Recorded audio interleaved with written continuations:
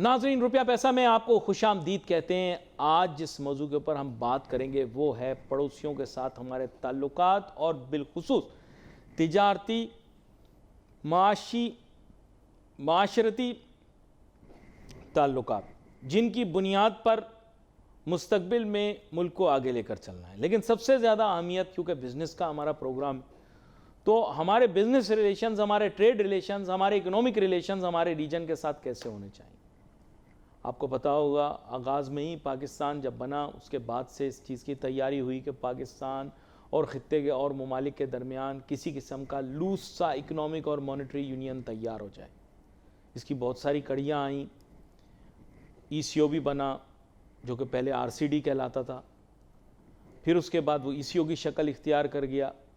لیکن ظاہری بات ہے، براہ راست جن ممالک کا ہم سے بارڈر لگتا ہے وہ پہلے وہ ممالک ہیں جن کو ہم ایڈریس کریں گے۔ پھر بر صغیر ہے، تو بر صغیر کو ذہن میں رکھتے ہوئے ہم نے کیونکہ ہم آسیان کا حصہ نہیں تھے، تو ہم سارک ہم نے تیار کیا۔ انہوں نے آسیان بنائی، ہم نے سارک بنائی، اور سارک جو تھی وہ ساؤتھ ایشیا کے ممالک پر مشتمل تھی۔ تو یہ ہم نے اپنی طرف سے ایک لوز سا اکنامک اینڈ مانیٹری یونین بنانے کی کوشش کی۔ تب تک افغانستان کا جو سٹیٹس تھا، تب جب سارک بنا تب وہ اسٹیٹس مخدوش تھا۔ پھر اس کے بعد آپ کو پتہ ہے، بعد میں پھر جب روس وہاں سے چھوڑ کے چلا گیا تو پھر معاملات بدل گئے۔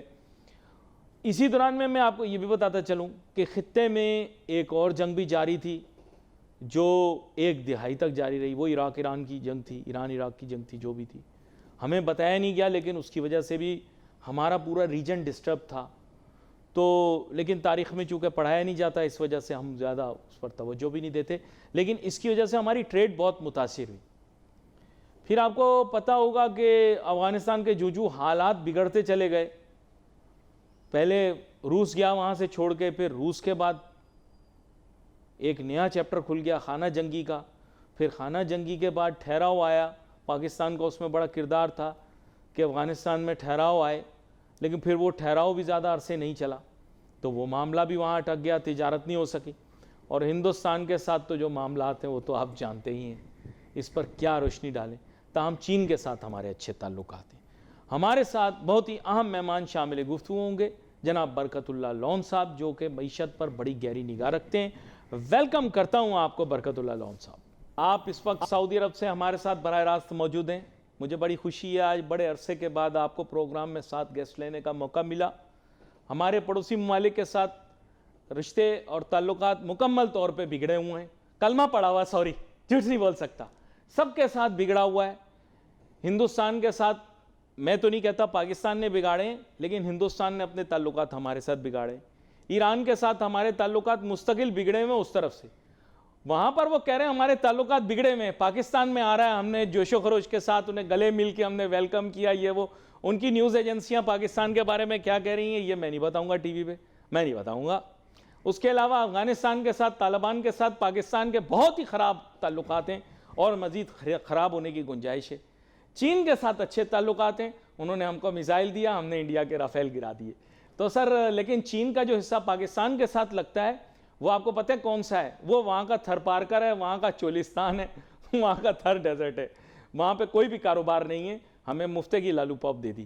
اب میں نہیں بولوں گا، اب آپ بولیں گے اب پڑوسیوں کے ساتھ تعلقات کیسے ٹھیک کرنے اور ان کے ساتھ کاروبار کیسے کرنا ہے، یہ آپ بتائیں۔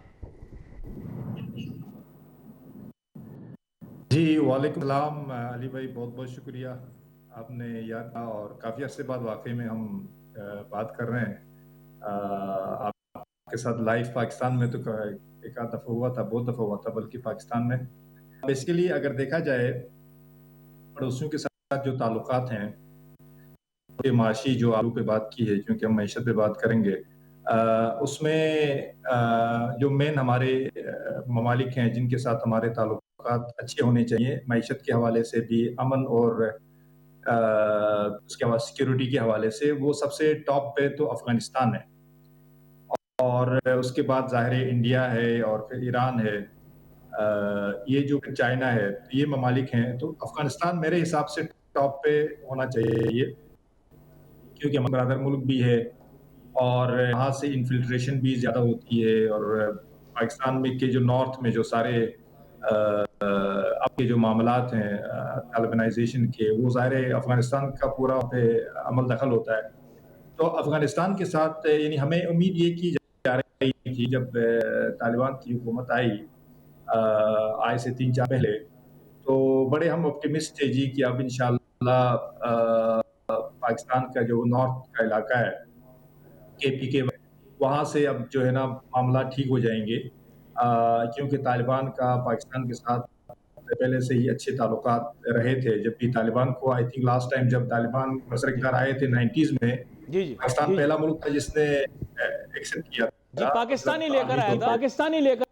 پاکستانی لایا تھا ان کو، ہم ہی لوگ لے کر آئے تھے. وہ نصیر اللہ بابر صاحب نے کہا تھا کہ میں نے ہی بنائی، بی بی صاحبہ کا دور تھا تو ہم ہی لائے تھے.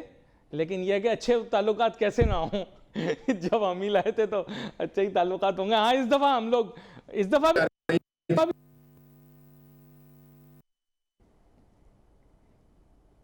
جی برکت اللہ لون صاحب معذرت. وہ بہتر ہو جائیں گے، لیکن انفارچونیٹ ایسا نہیں ہو سکا، اور حالات جو ہے وہ بگڑتے گئے، اور طالبانائزیشن کا جو وہاں پر ایلیمنٹ ہے وہ کنٹرول میں نہیں آیا. اس میں پھر وہ پاکستان کے اور پاکستان کے شکوے شکایات، اور پاکستان افغانستان کا سب سے بڑا ٹریڈ پارٹنر ہے. Am I correct? انفارمل اور فارمل ٹریڈ میں میرا خیال ہے، جہاں تک میرا اندازہ ہے. میں ایران تو نہیں ہوں لیکن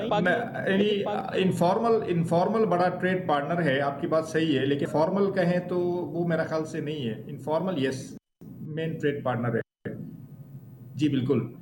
تو بیسیکلی اس کے بعد جو ہے پاکستان اور افغانستان کی جو یعنی حالات تھے، وہاں سے چونکہ دہشت گردی کے واقعات بہت زیادہ ہوئے، پاکستان کی جو اپنی ملٹری اسٹیبلشمنٹ نے بھی اور سول ایڈمنسٹریشن نے بھی کافی شکوے شکایات کیے.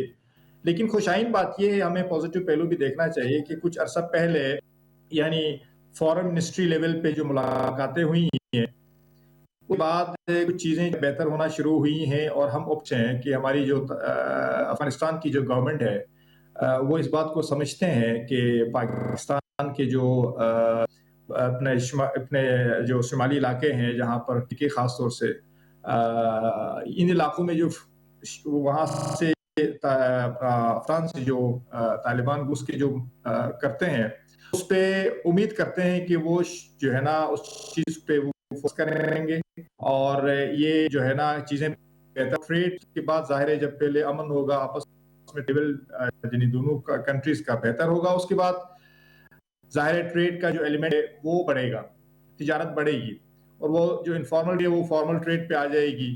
اور میرے حساب سے یہ ہونا چاہیے کہ دونوں ملکوں کے حق کے لیے، دونوں ملکوں کے حق میں ہے یہ، تو یہ بہت ضروری ہے. اور ہم ایکسپیکٹ کرتے ہیں کہ افغانستان جو ہے اس معاملے میں اچھا رول پلے کرے گا.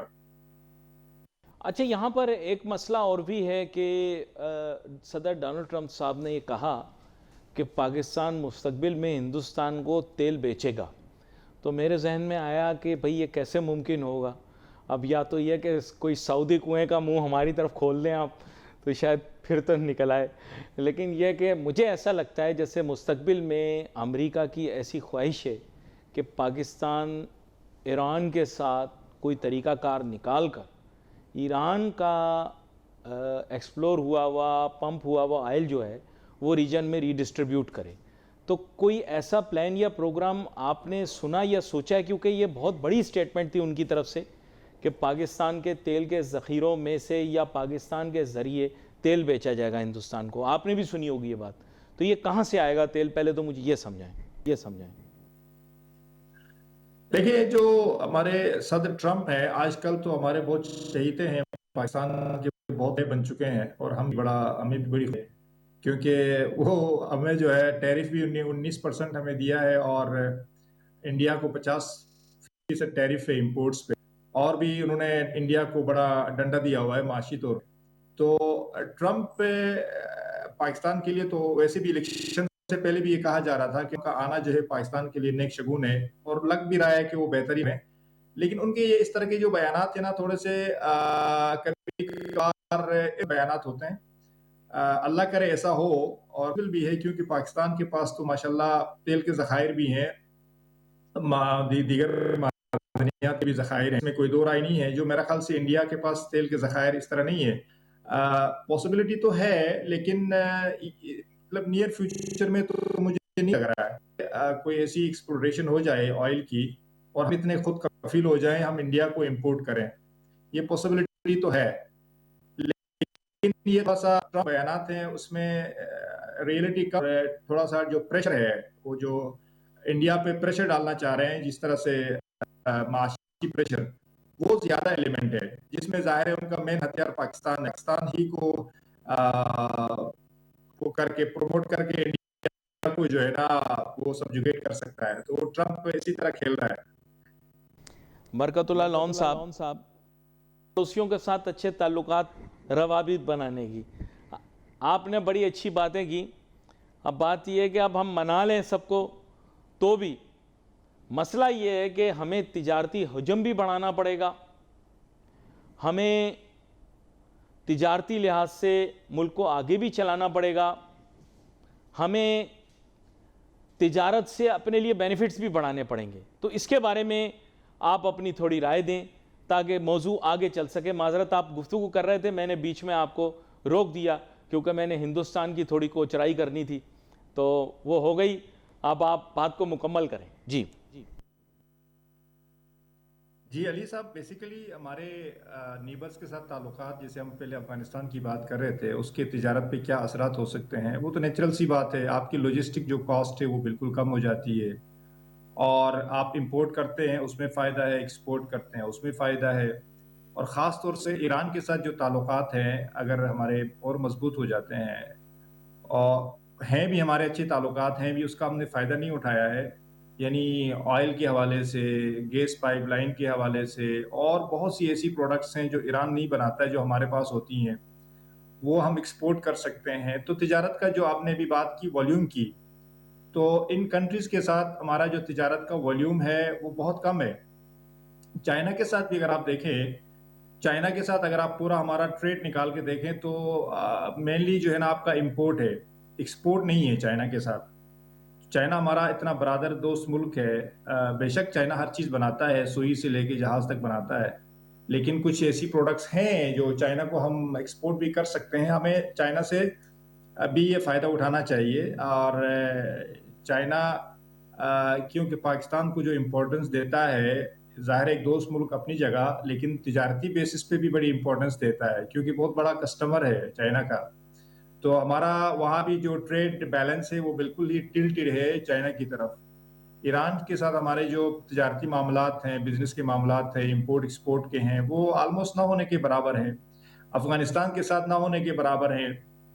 انڈیا کے ساتھ یہ جو چونچے لڑتے رہتے ہیں ہم دونوں ملک کے، انڈیا پاکستان، اس کو بھی ختم کر کے تجارت پہ آ جائیں. انڈیا، جیسے میں کہہ رہا تھا کہ انڈیا جو ہے وہ دنیا کا پہلے چائنا سب سے بڑا ملک تھا، اب انڈیا کی آبادی 1 ارب 40 کروڑ پہ چلی گئی ہے، جو کہ چائنا سے تھوڑی زیادہ ہے. اس وقت نمبر 1 پاپولیٹڈ کنٹری ہے، اور پاکستان کی بھی ماشاءاللہ 25-30 کروڑ آبادی ہے.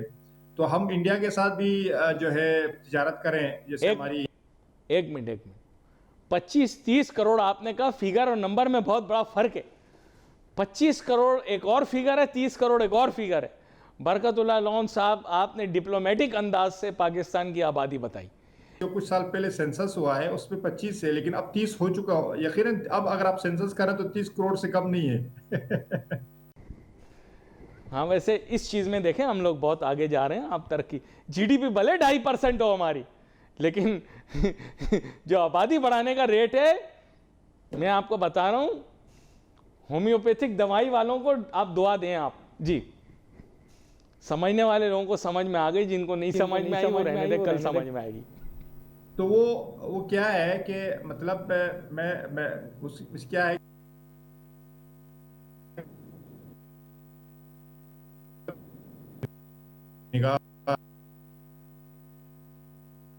کرتے ہیں ناظرین.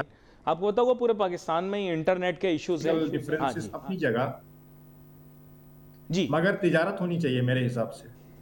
ہاں تجارت ہونی چاہیے. میں یہ چیزیں ہیں. ہم نیبرز کے ساتھ جتنے اچھے تعلقات ہیں اس کا ریفلیکشن جو ہے نا تجارت پہ، امپورٹ اور ایکسپورٹ پہ آنا چاہیے، خاص طور سے ایکسپورٹ کے اندر آنا چاہیے.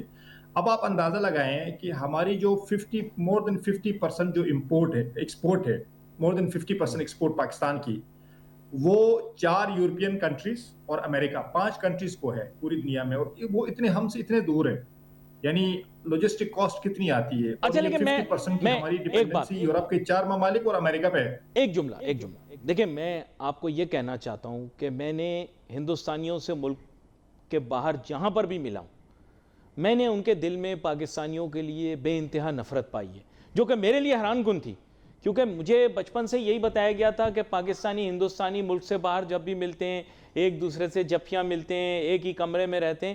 لیکن پچھلے کوئی تقریباً 12 سال سے میں دیکھ رہا ہوں کہ اب میں ملک سے باہر بھی جہاں پاکستانی ہندوستانی دیکھتا ہوں تو ہندوستانیوں میں پاکستانیوں کے خلاف کچھ خاص قسم کی نفرت پائی جاتی ہے. پتہ نہیں آپ مجھ سے اتفاق کریں نہ کریں، لیکن پہلے نہیں تھا ایسے. میں مانتا ہوں پہلے نہیں تھا، لیکن اب مجھے ایسا محسوس ہوتا ہے کہ انہیں ہمارا وجود ہی برداشت نہیں ہے. ایسا میرا خیال ہے، ہو سکتا ہے میں غلط ہوں، آپ میری اصلاح کر دیں. آپ ایسے ملک کے ساتھ کیسے تجارت کریں، آپ مجھے بتائیں.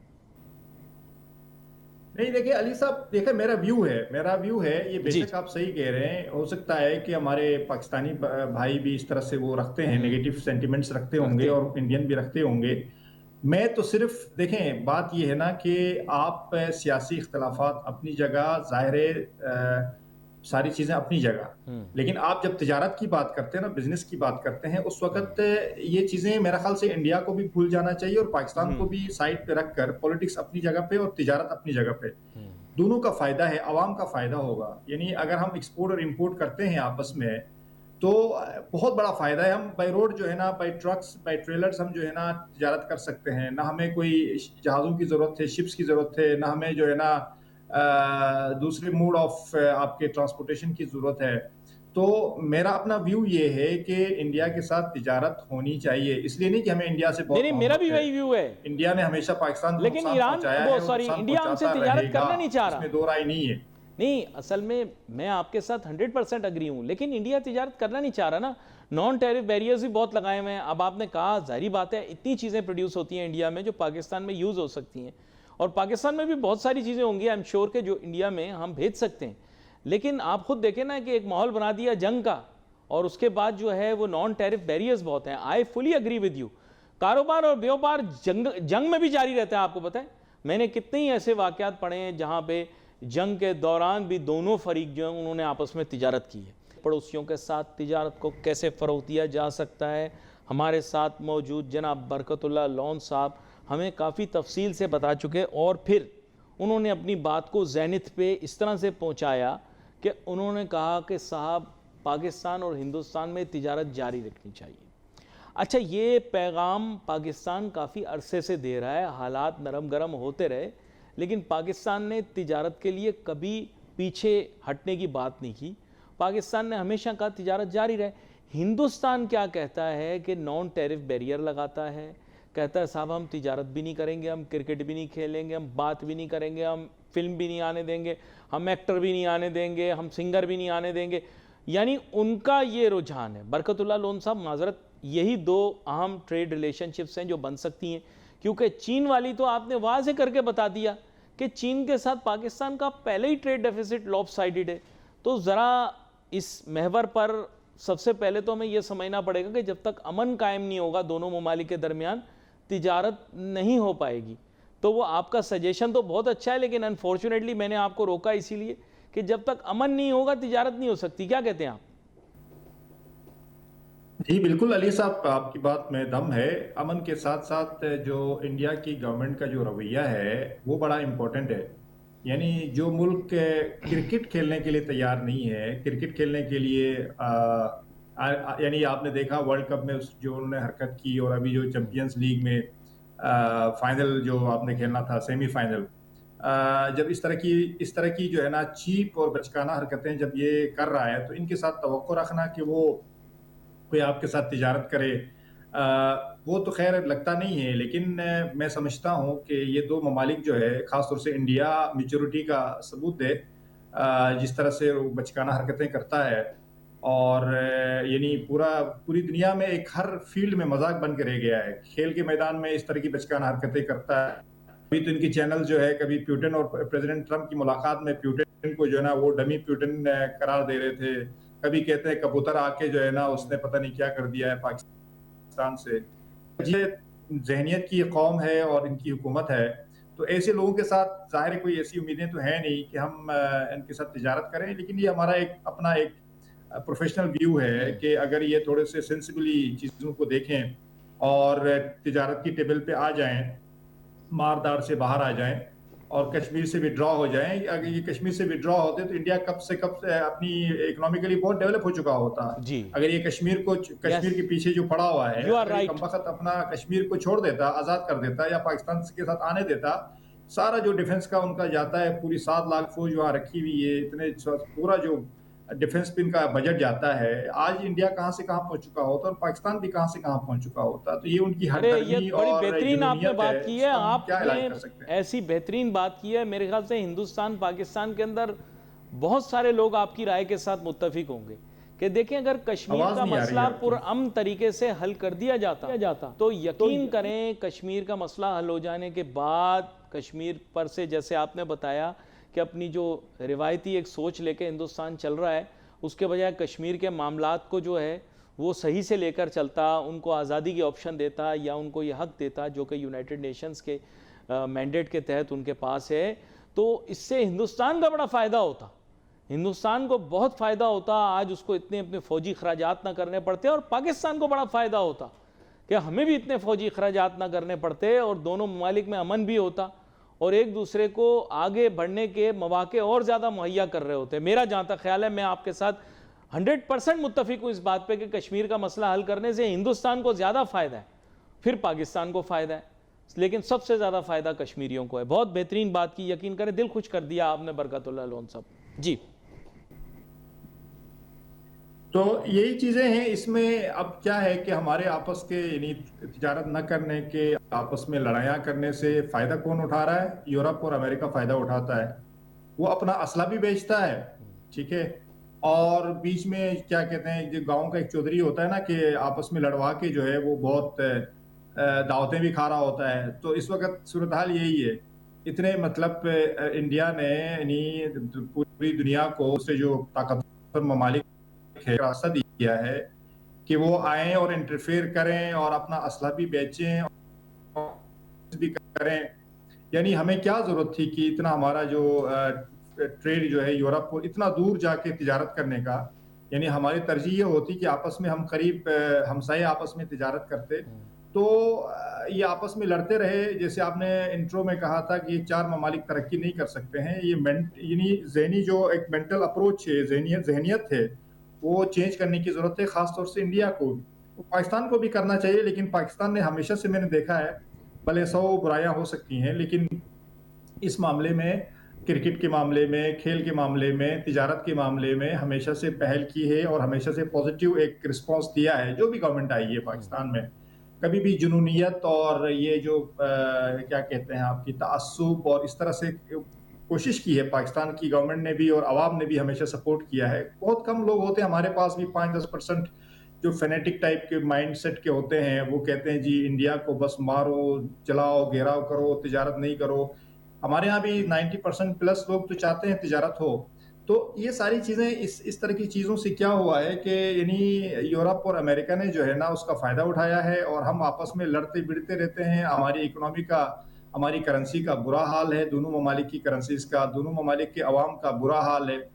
تو فائدہ کس کو پہنچ رہا ہے؟ ظاہر ہے یورپین اور امریکن کا جو ممالک ہیں ان کو پہنچ رہا ہے. تو ہمیں آج مطلب اس 21ویں صدی میں بھی عقل نہیں آئی ہے. 21ویں صدی میں بھی ہم اسی جو ہے نا ٹریڈیشنل دوڑ میں, ٹریڈیشنل اسلحے کی دوڑ میں شامل ہیں. ہمیں مجبور کیا جاتا ہے, پاکستان کو تو مجبور کیا جاتا ہے کہ بھائی جس طرح سے جو انڈیا اسلحہ خریدتا ہے, رافیل تک خرید کر دنیا کو, پاکستان کو دندناتا تھا, وہ تو خیر اللہ نے ان کو ایک شکست فاش سے ان کو بت کیا. لیکن جس طرح سے وہ اسلحہ ابھی خرید رہا ہے, آپ دیکھیں اس وقت بلینز آف ڈالرز کے وہ اسلحے خریدتا ہے اور پاکستان ظاہر اپنے دفاع کے لیے مجبور ہوتا ہے. پھر پاکستان بھی اپنا پیسہ عوام میں لگانے کے بجائے وہ ڈیفنس پہ لگاتا ہے، اسلحہ خریدنے پہ لگاتا ہے، تو ہماری معیشتیں کیسی مضبوط ہوں گی جب آپس میں اسلحے کی دوڑ پہ لگیں گے دونوں ممالک؟